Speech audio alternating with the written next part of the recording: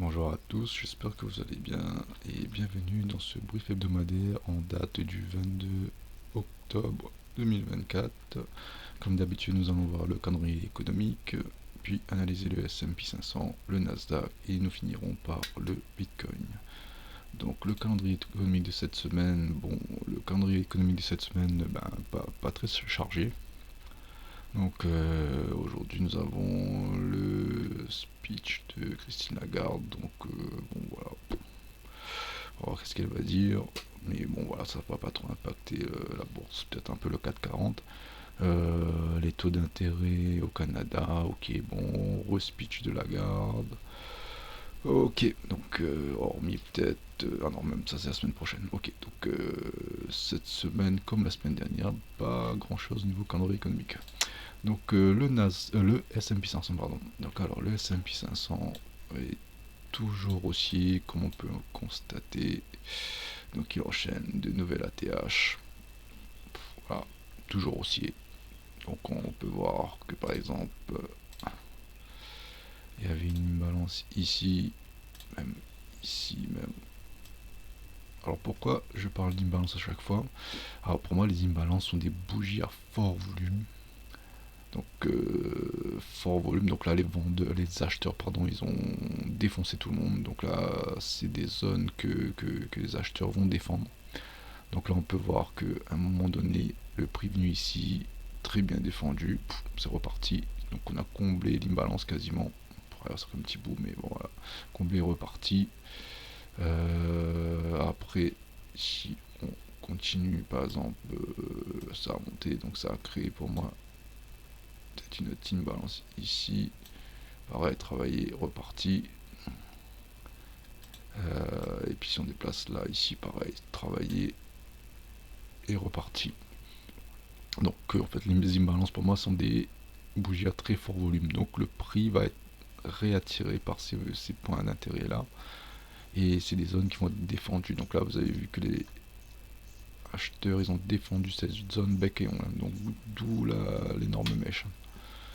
Ensuite, on peut voir par exemple en termes Ishimoku, la Tenkan a été retestée en mensuel, on avait déjà discuté. Et si on tasse un petit Fibonacci de la dernière impulsion haussière, hop, ici, on peut voir que les 38,20% ont été testés et ont été tenus et repartis à l'os. Donc pour moi, le S&P toujours haussier, le momentum aussi est toujours là, il n'a pas changé. Donc voilà, pour moi le S&P est toujours haussier. Alors en hebdomadaire, bon voilà, en fait on avait identifié une imbalance qui... Donc les imbalances sont bien tenues. Donc là on voit en weekly qu'il y a une grosse imbalance qui est en train de potentiellement se former. Donc on attendra la fermeture de la bougie weekly pour voir ça, mais bon voilà, il y a une balance, je pense qu'il va se dessiner, au pire ça va être ça, oui, au pire ça va être ça, mais tant que cette imbalance là tient, le S&P 500 reste haussier pour moi. Donc voilà, pas plus de choses à dire sur le S&P, quoique on va voir à l'échelle journalière, donc à l'échelle daily, ouais, on peut dire qu'il y a un petit range qui est en train de se former ici. Mettre ça en noir. Hop, et ici. Donc je pense que le prix va essayer de trouver une résolution dans ce range là. Donc voilà, après ce qui n'est pas trop positif, ce qui appuie le plus haut, nouvelle ATH normale, hein, donc voilà, donc je m'attends à ce qu'il vienne visiter le plus bas, prendre ses plus bas, et à partir de là, soit il tient une imbalance journalière, soit ça cède, ou soit ça monte. Donc là j'ai un peu mal dessiné. Donc si je veux dessiner un peu mieux, donc soit on vient prendre les plus bas, on réintègre et on va chercher un nouvel ATH, ou soit on va chercher le plus bas, ça tient pas, plus bas, et on vient travailler l'imbalance un peu plus bas, et en même temps retester le dernier ATH aussi. Voilà, pas plus de choses à dire sur le S&P. Donc là, si on passe au Nasdaq, alors le Nasdaq, si on repart en mensuel, donc comme on avait vu, je vais reprendre ça, comme on avait vu le mois dernier, semaine dernière, pardon, pour moi, le Nasdaq, après avoir pris son plus haut du mois précédent, bah, stagne un petit peu. Donc là, on peut voir que en échelle mensuelle, même si bon, la clôture mensuelle n'est pas encore faite, c'est dans 9 jours, hein, elle essaie de sortir de sa bougie de range que nous avons noté là depuis 3 semaines maintenant, tente de sortir par le haut. Mais moi, ce qui m'inquiète, c'est que on a venu prendre le plus haut du mois précédent et la réaction a été quand même assez faible. Donc moi, je m'attendais à une petite accélération un peu plus puissante, au moins prendre ce niveau là. Je crois que c'est un niveau hebdo, oui c'est ça, un niveau hebdo, un plus haut hebdomadaire. Donc moi je m'attendais vraiment à ce que ce niveau-là soit pris les 20 090, pardon, 20 590, pardon, je vais y arriver. Une fois que ce niveau a été, enfin une fois que le niveau du plus haut du mois précédent au 3015 ont été pris, là on voit qu'il y a des bougies d'indécision qui se forment en fait là. Donc voilà, donc le momentum est en train de se réduire drastiquement sur le Nasdaq.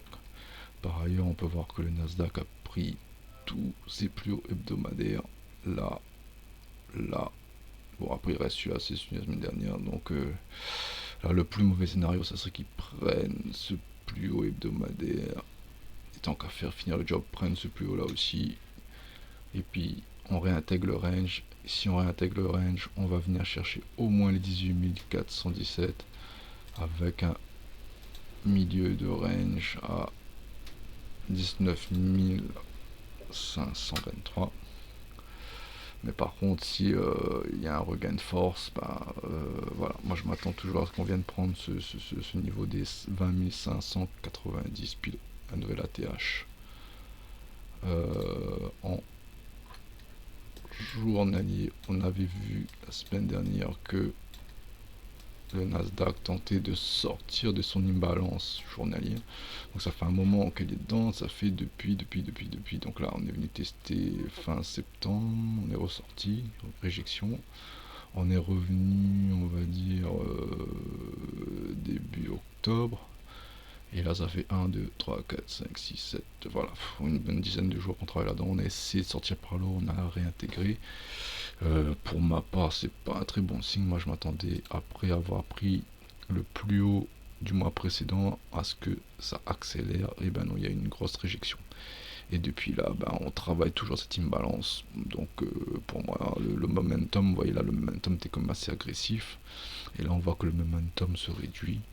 Donc si le Nasdaq veut repartir vers le haut, il faut vite qu'on regagne les plus hauts rapidement. Il faut qu'on sorte de cette imbalance là.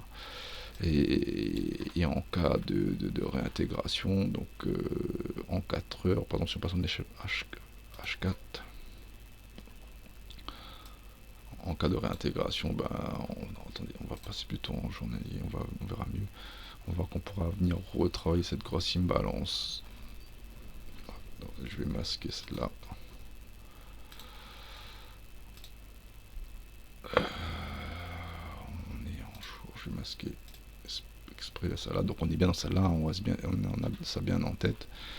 Mais par contre, si le Nasdaq perd cette zone pour moi, donc on avait vu la semaine dernière qui était venu prendre un plus bas ici à 20 109 et repartir à la hausse.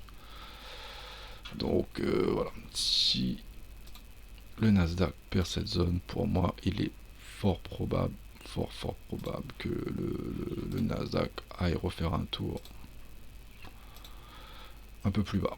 Donc avec tous ces stops ici, 19 000, ici, retravailler cette zone et puis finir au bas de range. Voilà. Donc ça serait le scénario, on va dire bearish, et le scénario, on va dire bullish, c'est ben voilà, on accepte ce point d'intérêt, hein, le plus haut du mois précédent, on s'affranchit de cette imbalance que j'ai enlevé cette grosse imbalance baissière journalière, et on va chercher les 20 590 puis la TH. Voilà ce que je m'attends un petit peu du Nasdaq. Et pour finir, le Bitcoin. Hop, donc le Bitcoin, si on revient en weekly, la semaine dernière on avait tracé cette trendline baissière. Ça fait un moment en fait que le Bitcoin enchaînait les creux descendants, les sommets et les creux descendants. Donc on a vu que le Bitcoin est venu prendre son dernier sommet descendant pour moi. Après il y aura celui-ci à prendre, hein. Donc si on casse celle-ci, ça sera une vraie inversion de tendance. Mais là déjà on voit que le Bitcoin déjà la tendance commence à s'inverser. Donc elle a cassé cette trendline qui risque depuis pas mal de temps, depuis son ATH en fait, tout simplement depuis mars 2024. Il y avait cette tendance baissière et là on est en train de la casser. Voilà, donc on est parti prendre les points, un premier niveau qu'on avait identifié ensemble au 67 482. Pour ma part, je m'attends à ce qu'on vienne retester cette trendline aux alentours des 64. Et par ailleurs, on voit qu'il y a une... Alors, elle n'est pas encore fermée, la bougie hebdo. Mais voilà, il y a une imbalance qui va se créer ici, je pense. Et je pense qu'on va revenir tester cette zone pour aller chercher par la suite les plus hauts, c'est-à-dire les 69 935 et 71 875. Puis la TH, un nouvel ATH. Après, au-dessus de la TH, bah, on verra ce qui se passe. Est-ce qu'il accepte ce niveau accélération ou est-ce qu'on réintègre ce fameux range mensuel qui dure depuis le mois de mars. Si jamais la trendline ne tient pas, bah, les objectifs ici restent les mêmes, donc les 62 388, pardon, je vais y arriver, et le bas de range 59 500 environ. Si on passe à l'échelle journalière, donc on voit que bon, il y a une imbalance qui s'est formée ici. Hop. Tester. En fait, on va dire d'abord il y avait ça. A été retesté, puis repartir. Comme par hasard, cette imbalance là correspond à la trendline qui a été cassée, qui a été cassée. Et puis partir à la hausse, et puis on peut voir que bon, il y a une imbalance qui s'est formée ici aussi. Voilà, donc on est en train de qui est venue être retestée, on va la marquer. Balance. Donc tant que pour moi on perd pas ce niveau des 66 et 65, pour moi le prochain objectif du Bitcoin pour moi ça sera les 69 935. C'est tout ce que j'avais à dire sur le Bitcoin. J'espère que cela vous a plu. N'hésitez pas à mettre un petit j'aime, à partager la vidéo, et on se retrouve la semaine prochaine pour une nouvelle revue hebdomadaire.